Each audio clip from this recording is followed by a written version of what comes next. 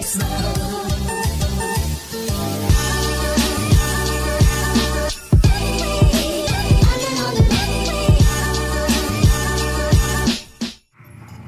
നമ്മുടെ ഇന്നത്തെ വീഡിയോ നമ്മുടെ ഓറിയോ കേക്കിൻ്റെ റെസിപ്പിയാണ്. ഈസി ആയിട്ട് നമുക്ക് വീട്ടിൽ തന്നെ ചെയ്യാൻ പറ്റുന്ന ഒരു കേക്കാണ്. വെറും 3 ഇൻഗ്രീഡിയൻസേ ഉള്ളൂ. അപ്പോൾ നമ്മുടെ ക്രിസ്മസ് സ്പെഷ്യൽ വീഡിയോ ആണ്. അതിനായിട്ട് ഇതാ കുറച്ച് ഓറിയോസ് എടുത്തിട്ടുണ്ട്. 4 എണ്ണം മതി. 4 എണ്ണം 46.3 ഗ്രാംസ് ഈച്ചാണ്. അങ്ങനെയുള്ള 4 എണ്ണം. അപ്പോൾ 20 ബിസ്ക്കറ്റ്സ് കാണും. ഒരെണ്ണത്തിൽ 5 ബിസ്ക്കറ്റ് വെച്ചിട്ട് അതിപ്പോൾ തന്നെ ഓപ്പൺ ചെയ്തിട്ട് ഒരു ബൗളിലോട്ട് ഇട്ട് കൊടുക്കുന്നുണ്ട്. ഇതിപ്പം ചോക്ലേറ്റ് ക്രീം പറഞ്ഞ ബിസ്ക്കറ്റാണ്. ഏതായാലും മതി. നോർമൽ ഓറിയോ ബിസ്ക്കറ്റ് മതി. അല്ലെങ്കിൽ നിങ്ങൾക്ക് ഇനി വേറെ ഏതെങ്കിലും ബിസ്ക്കറ്റ് വേണമെങ്കിൽ അത് വെച്ചിട്ട് ചെയ്താലും പ്രശ്നമില്ല. ഒരു ചോക്ലേറ്റ് ബേസ്ഡ് ആയിട്ടുള്ള ബിസ്ക്കറ്റ്സ് ഏതായാലും എടുക്കാം. അതിനുശേഷം ഞാൻ എന്താ ക്രീം സെപ്പറേറ്റ് ചെയ്യുന്നുണ്ട്. അപ്പോൾ ഇതേപോലെ ഒന്നിൽ കൈ വെച്ച് സെപ്പറേറ്റ് ചെയ്യുക. അത് ബുദ്ധിമുട്ടായിരിക്കും. അതുകൊണ്ട് നമ്മുടെ നൈഫോ ഫോർക്കോ എന്താണെന്ന് വെച്ചാൽ അതെടുത്തതിന് ശേഷം ഒന്ന് സെപ്പറേറ്റ് ചെയ്ത് കൊടുക്കുക. അപ്പോൾ സെപ്പറേറ്റ് ചെയ്യുമ്പോൾ നമുക്ക് മൊത്തവും ബിസ്ക്കറ്റിൻ്റെ സെപ്പറേറ്റ് ചെയ്യണ്ട. ഒരു 10 ബിസ്ക്കറ്റിൻ്റെ മതി. ജസ്റ്റ് ഒന്ന് നമുക്ക് ലാസ്റ്റ് ഒരു ചെറിയ ആവശ്യമുണ്ട്, അതിന് വേണ്ടിയിട്ടാണ്. അപ്പോൾ അതെന്താണെന്നൊക്കെ വീഡിയോ കാണുമ്പോൾ മനസ്സിലാവും. അപ്പോൾ ഇത് അത്ര ഇമ്പോർട്ടൻ്റ് ഒന്നുമല്ല, വേണം എന്നൊന്നുമില്ല. നിങ്ങൾക്ക് വേണമെങ്കിൽ സെപ്പറേറ്റ് ചെയ്യാതെ തന്നെ ചെയ്യാം. അപ്പോൾ ഇത്രയും ക്രീം സെപ്പറേറ്റ് ചെയ്തെടുത്തിട്ടുണ്ട്. അതിനുശേഷം ബാക്കി ബിസ്ക്കറ്റ് കൂടെ അതിലോട്ട് ആ ഒരു ബൗളിലോട്ട് ആഡ് ചെയ്ത് കൊടുക്കുന്നുണ്ട്. സോ ഇത്രയും ബിസ്ക്കറ്റ്സ് വേണം. നമുക്കിതിനെ പെട്ടെന്ന് തന്നെ ഒന്ന് ഗ്രൈൻഡ് ചെയ്തെടുക്കാം. അപ്പോൾ ഇതാ മിക്സിയിലിട്ടിട്ട് ഗ്രൈൻഡ് ചെയ്യാൻ പോവുകയാണ്. ഇപ്പോൾ ഇതാ പൊടിച്ചെടുത്തിട്ടുണ്ട്. പൊടിക്കുമ്പോൾ തന്നെ ചെറിയ ലംസൊക്കെ കാണും. അതൊന്ന് ജസ്റ്റ് ഒന്ന് മിക്സ് ചെയ്യുമ്പോൾ റെഡി ആയിക്കോളും. നമ്മൾ ഈ ഒരു ഫോർക്ക് വെച്ചിട്ടൊന്ന് ചെയ്ത് കൊടുക്കുക. ഇങ്ങനെ ചെയ്താൽ മതി.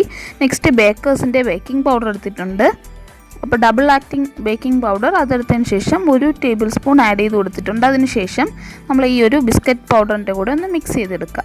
നല്ലോണം മിക്സ് ചെയ്യണം. അതിൽ ലംസ് ഒന്നും ഉണ്ടാകാൻ പാടില്ല. അപ്പോൾ ഞാൻ നല്ലോണം മിക്സ് ചെയ്ത് കൊടുക്കുന്നുണ്ട്. അതിനുശേഷം നമ്മൾ ഫ്രഷ് മിൽക്കാണ് എടുത്തിട്ടുള്ളത്. ഫ്രഷ് മിൽക്ക് 250 ml ആണ് ഞാൻ ഒരു കപ്പ് എടുത്തിട്ടുള്ളത്. അത് അത്രയും വേണ്ട, ആവശ്യത്തിന് മാത്രം ആഡ് ചെയ്ത് കൊടുക്കുക. ഓൾമോസ്റ്റ് ഒരു 125 ml, ഒരു ഹാഫ് കപ്പ് ഓഫ് മിൽക്കേ ആവശ്യം വരുന്നുള്ളൂ. അപ്പോൾ അത്രയും മാത്രം മതി.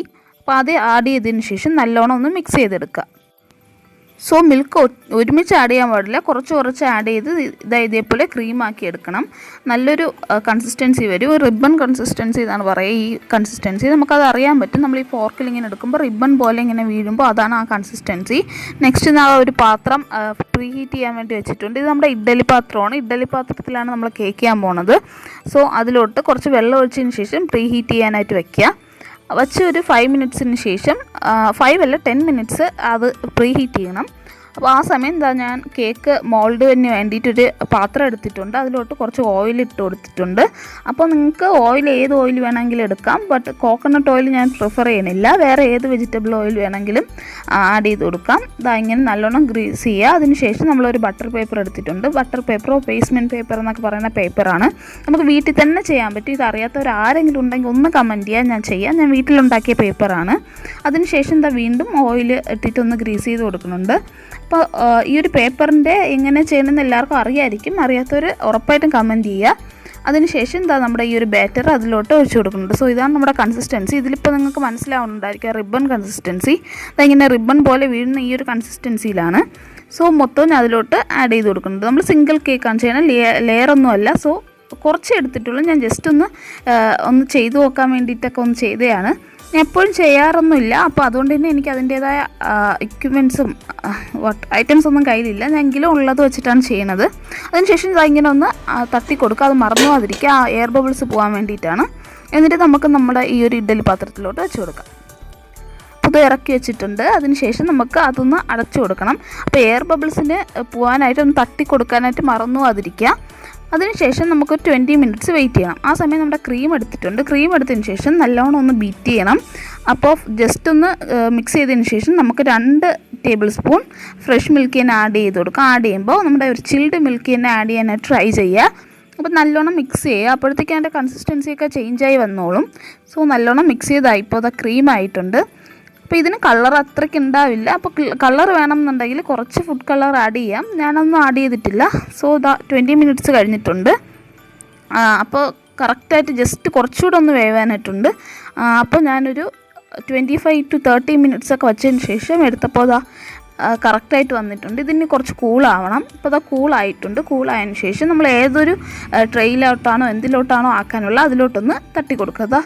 നമ്മുടെ പേസ്മെൻറ്റ് പേപ്പർ എത്ര നന്നാണെന്ന് ഇപ്പോൾ നിങ്ങൾക്ക് മനസ്സിലായല്ലോ. അത് അത്ര ഈസി ആയിട്ട് ഇളകി വന്നിട്ടുണ്ട്. അത് മാത്രമല്ല കേക്ക് നല്ലോണം കുക്കായിട്ടുണ്ട്. നല്ല സോഫ്റ്റ് ആയിട്ടുള്ള കേക്കാണ്.